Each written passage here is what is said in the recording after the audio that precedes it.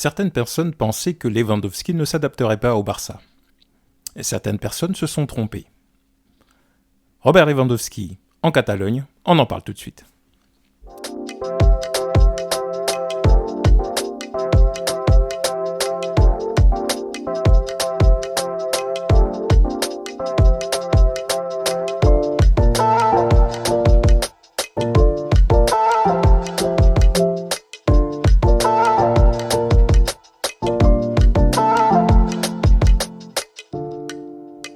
Bonjour à tous, bienvenue sur Barça Today. Aujourd'hui, je voulais consacrer un petit moment à parler de Robert Lewandowski, de son arrivée surprise dans le club du FC Barcelone, un club dans lequel on n'imaginait pas pouvoir recruter un attaquant de cette trempe, vu la situation économique et la situation sportive du club, après le départ notamment de Léo Messi, et le départ de Luis Suarez, et des plus grands attaquants que l'on avait. Nous n'avions été en mesure de recruter que Memphis Depay ou Aubameyang. Alors, je ne manque pas de respect à ces deux attaquants qui ont été très importants, qui sont des attaquants de niveau mondial, mais il faut bien constater qu'on n'est pas tout à fait sur la même catégorie d'attaquants que Robert Lewandowski. La preuve en est, il a reçu encore dernièrement le soulier d'or pour la saison 2021-2022, donc meilleur buteur européen. Il était à l'époque en Bundesliga, au Bayern de Munich. Et donc, c'est un trophée que reçoivent très peu d'attaquants en Europe. En l'occurrence, on ne parle là que de la crème de la crème. Je pense que devant lui, cette saison... Alors, on va regarder un petit peu ses statistiques, juste pour voir où on se situe. Donc, Robert Lewandowski, cette saison, donc, c'est en Liga 13 buts. Donc, il dévance Borja Iglesias, Iago Aspas. Donc il est en tête de Liga. Pour moi, il est parti pour être Pichichi. En ce qui concerne les compétitions générales, je pense qu'il a 18 buts. Il est devancé par Haaland, uniquement, il me semble. Et en tout cas, dans les buteurs notoires européens, et quand on voit le monstre qu'est Haaland actuellement dans l'équipe de Manchester City, qui fonctionne à plein gaz, on voit à quel point Lewandowski est important. Et c'est aussi, il faut bien en prendre en considération ce fait-là, c'est sa première saison dans le football espagnol, c'est sa première saison dans le club, et contrairement à Haaland qui est à City, Lewandowski, lui, est dans une équipe en reconstruction avec beaucoup de jeunes, avec un nouveau coach quasiment, qui lui aussi est arrivé depuis peu, donc énormément de choses, énormément d'adaptations. Toutefois, il est quand même en mesure de nous apporter autant de buts dans toutes les compétitions. Donc, lorsqu'il est arrivé, il y avait effectivement beaucoup de personnes qui avaient des doutes sur sa capacité à s'adapter ou pas au Barça. On n'imaginait pas tant associatif que cela, ce qu'on découvre petit à petit dans les matchs. On voit qu'il revient, il combine énormément, il adore jouer avec notamment Pedri en une touche, il fait des combinaisons balle au pied, il est extrêmement... il a de la qualité, clairement, ce n'est pas juste un attaquant qui va dans la surface de réparation et qui fait des appels et qui marque. Balle au pied, il a vraiment beaucoup de qualité. Pour le coup, il me rappelle un petit peu Benzema dans sa capacité à combiner, à revenir à son intelligence de jeu, Je pense que ce sont des joueurs qui sont arrivés à une maturité, une compréhension du foot qui font qu'ils sont plus que des buteurs. Mais bon, ils sont avant tout des buteurs et c'est ce qu'on leur demande de faire. Donc, Lewandowski, on avait cette crainte-là, mais qu'il a levé assez rapidement, dès les premiers matchs, dans sa capacité à jouer collectif avec le reste de l'effectif.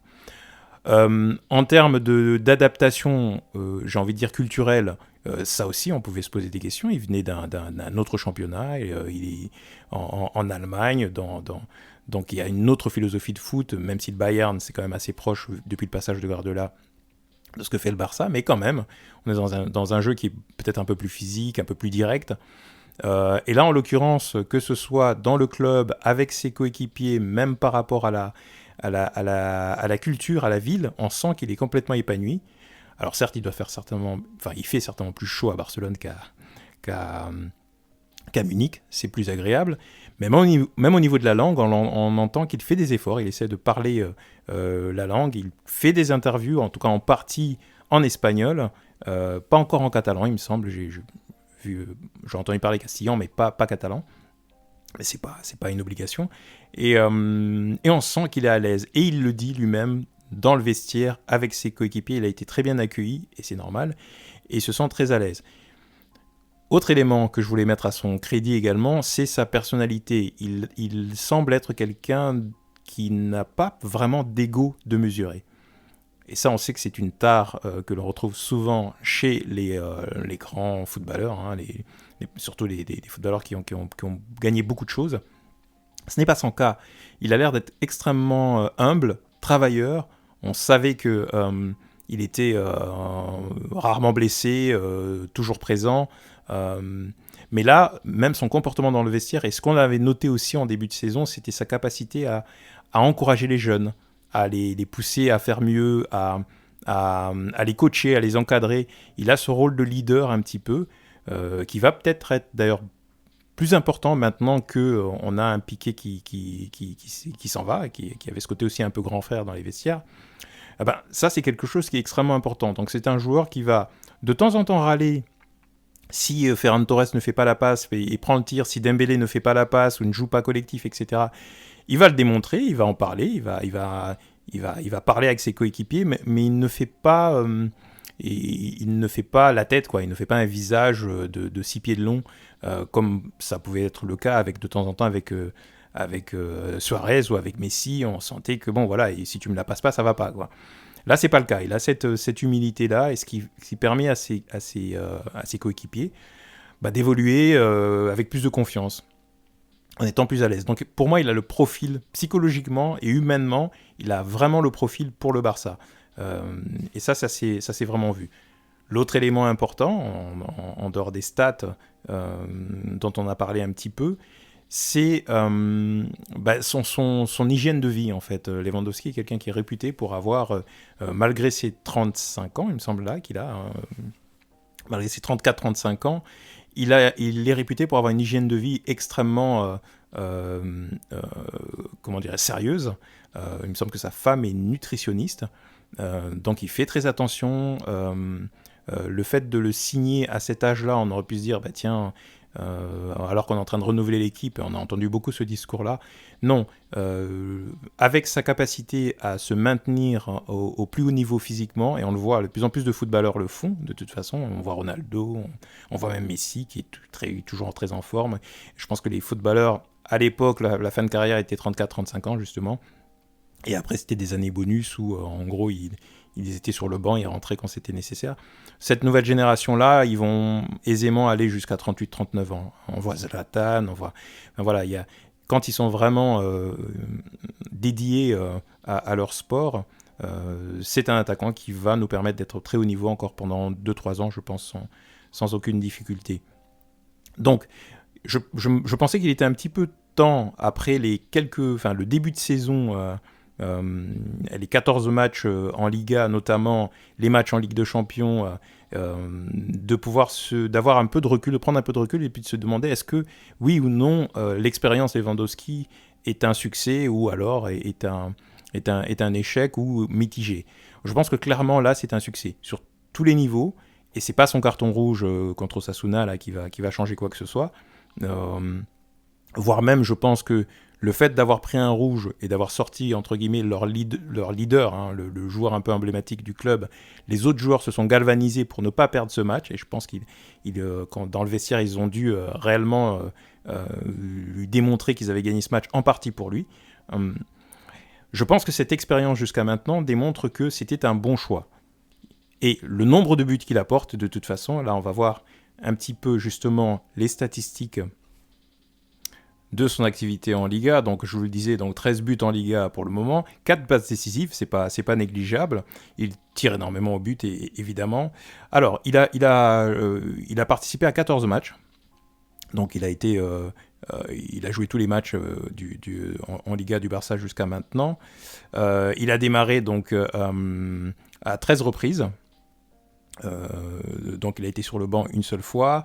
D'ailleurs, sa gestion, au passage, la gestion par Xavi du cas Lewandowski, est plutôt positif jusqu'à maintenant, c'est-à-dire qu'il le fait sortir assez régulièrement, hein. Il a été remplacé 4 fois, donc quand c'est plus nécessaire, quand il peut être économisé, quand le Barça mène, il sort assez régulièrement, même s'il marque même s'il veut certainement marquer encore plus de buts.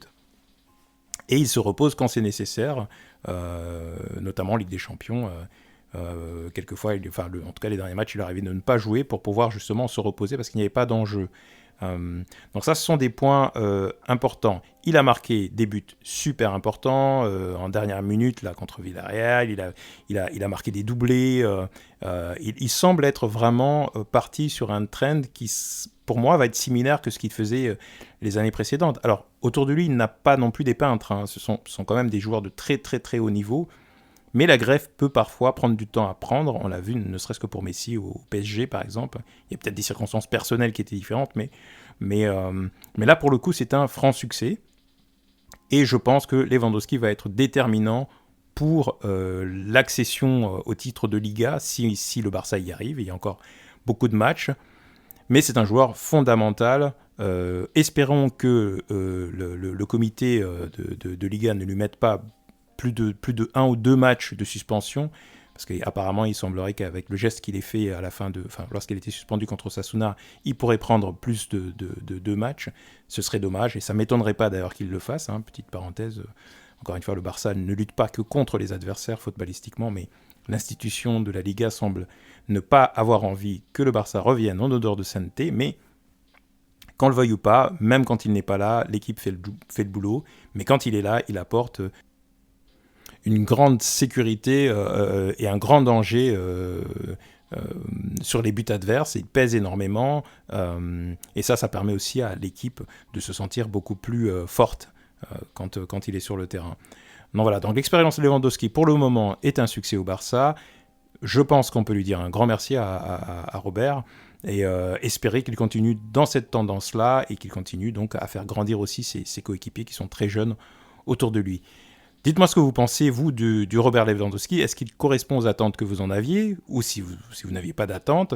Est-ce que vous pensez qu'il va continuer sur cette lancée? Est-ce que vous êtes satisfait du Robert Lewandowski que vous voyez maintenant, ou vous pensez qu'il peut encore s'améliorer avec plus de matchs joués avec le Barça? N'hésitez pas à commenter, à liker la vidéo et à vous abonner. Et je vous dis à très bientôt sur Barça Today.